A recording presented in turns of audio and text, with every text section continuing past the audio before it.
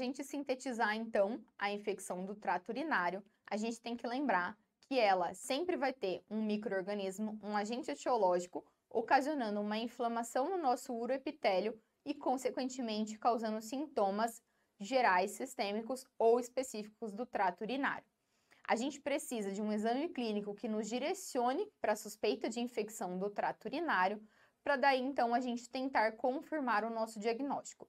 Como a gente vai confirmar esse diagnóstico? Através de uma coleta de urina que vai estar evidenciando a presença aí de um patógeno no nosso trato urinário.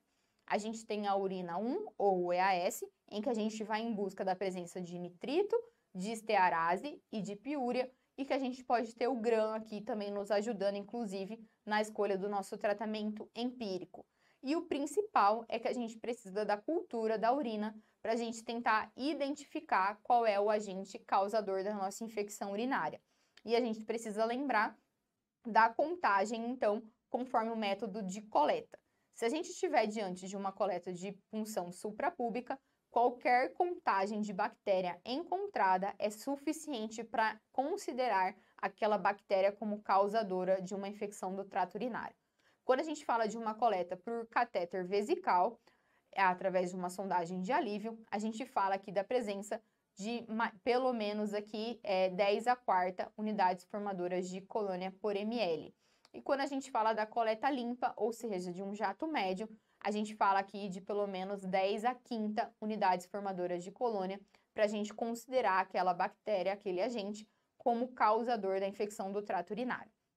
O nosso tratamento, ele vai ser direcionado, então, em especial, para o principal agente, que é a Escherichia coli. Lembrando que a gente não tem diferença nos trabalhos dos tratamentos oral para o parenteral. O mais importante é a gente ver se a nossa criança tem condições clínicas de fazer o tratamento por via oral. E a duração, ela tem variação conforme os protocolos, mas a Sociedade Brasileira de Pediatria preconiza, então, 10 dias de tratamento para uma infecção do trato urinário. A gente tem algumas indicações de investigação, lembrando que a infecção do trato urinário pode ser o primeiro sinal de uma malformação e a gente deve investigar, então, com ultrassom toda criança menor de 2 anos de idade e a uretrocistografia miccional e uma cintilografia vai depender do caso. Lembrando que a uretrocistografia ela vai ser muito boa para a gente pesquisar refluxo vésico ureteral e a cintilografia com DMSA na pesquisa das cicatrizes. E aí, quando a gente pensa no agente causador, se a gente estiver diante de um quadro em que eu tenho uma infecção do trato urinário causada por um agente não E. coli, eu vou considerar que eu posso estar diante de uma infecção do trato urinário atípica, ou se o meu paciente não estiver melhorando com um tratamento adequado dentro de 48 horas. A gente tem outras formas da gente classificar as infecções do trato urinário, que são a simples e grave, ou conforme a presença de fator complicador, não complicada ou complicada.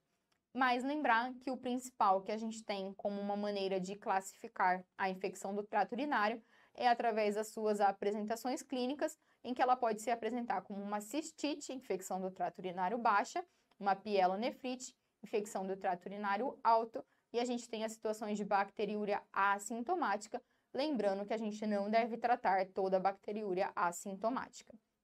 E algumas situações a gente vai precisar indicar a profilaxia, apesar de muitas controvérsias na literatura.